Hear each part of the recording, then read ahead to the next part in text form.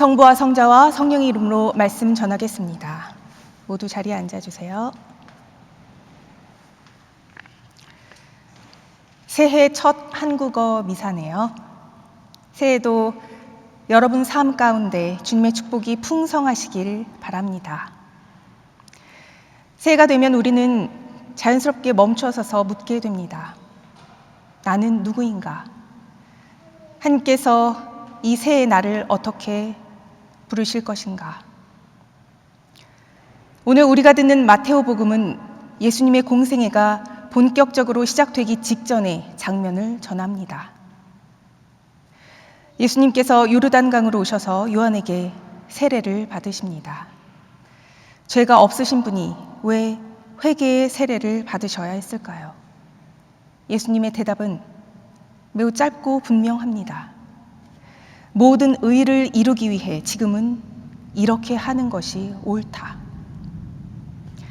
예수님의 세례는 죄를 씻기 위한 행위가 아니라 하나님의 뜻에 온전히 순종하시겠다는 선언이었습니다.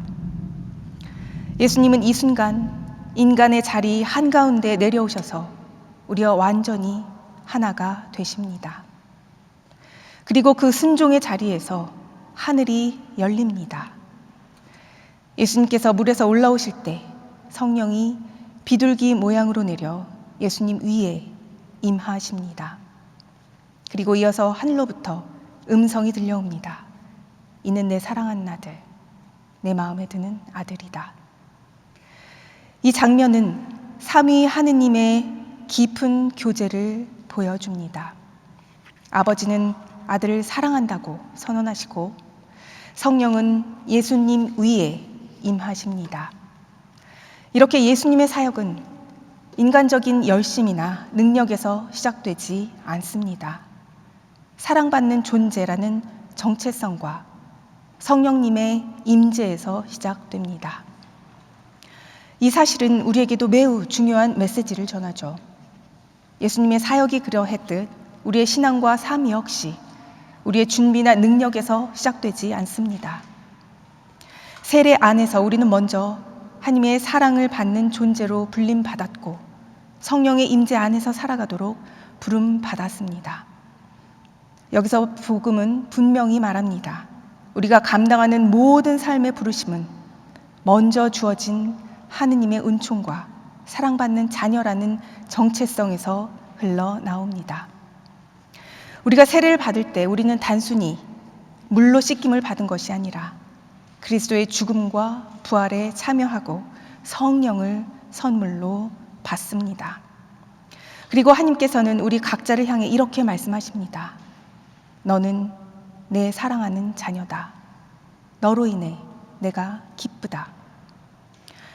오늘 본문에서 중요한 또 하나의 장면은 하늘이 열렸다는 것입니다.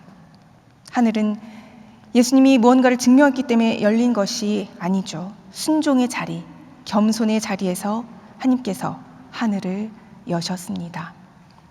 이 새해에 우리가 붙들어야 할 태도도 바로 이것, 하나님의 뜻 앞에서 겸손한 그 태도입니다. 그리고 세례는 여기서 끝나지 않습니다. 우리가 받은 세례는 파송을 의미합니다. 예수께서 세례를 받으신 후 광야로 나가셨고 이어 가난한 사람들, 상처 입은 사람들을 향해 복음을 선포하셨듯이 우리도 세례를 통해 세상으로 보내심을 받았습니다. 그래서 우리는 세례 언약에서 이렇게 약속합니다.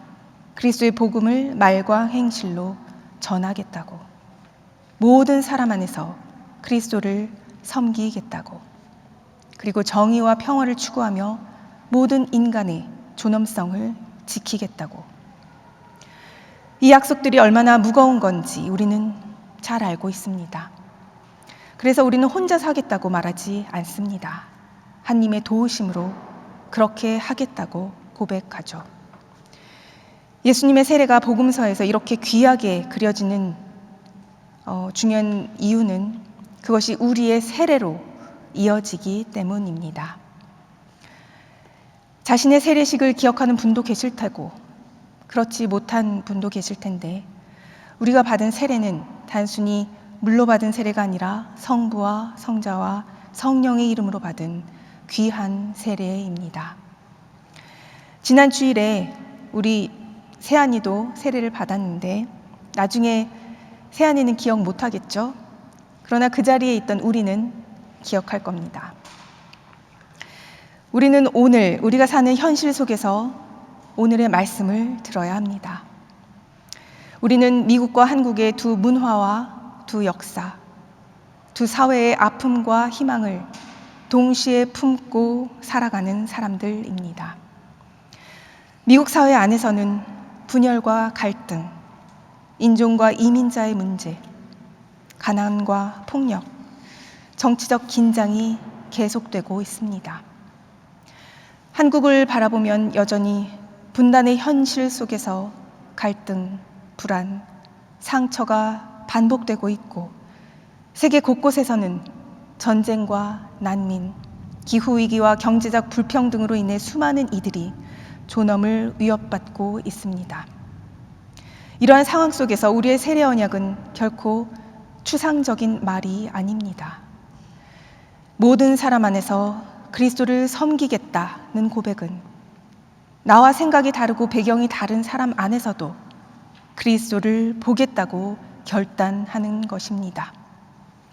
이웃을 내 몸과 같이 사랑하겠다는 약속은 내 편과 내 가족, 내 공동체를 넘어 고통받는 이들의 아픔을 외면하지 않겠다는 다짐이죠. 정의와 평화를 추구하고 모든 인간의 존엄을 존중하겠다는 언약은 침묵이 편한 순간에도 하나님의 마음을 따라 말하고 행동하겠다는 믿음의 선택입니다. 21세기에 손꼽히는 신학자이자 성공의 성직자로 깊이 있는 신학적 통찰과 영적 지도력을 통해 전 세계 교회의 신자들에게 큰 영향을 끼친 분이죠. 로안 윌리엄스 전 캔터베리 대주교는 세례에 대해 이렇게 말합니다. 세례에는 어쩌면 주의 문구가 붙어야 할지도 모른다. 세례는 생명을 주지만 동시에 매우 위험하다. 이 말은 세례가 우리를 종교적으로 안전한 공간 안에 가두지 않는다는 뜻입니다. 오히려 세례는 우리를 예수 그리스도의 삶 안으로, 곧 세상의 상처와 불의, 갈등과 고통이 있는 자리로 데려갑니다. 세례는 우리를 세상으로부터 떼어놓는 것이 아니라 세상 한가운데로 파송합니다.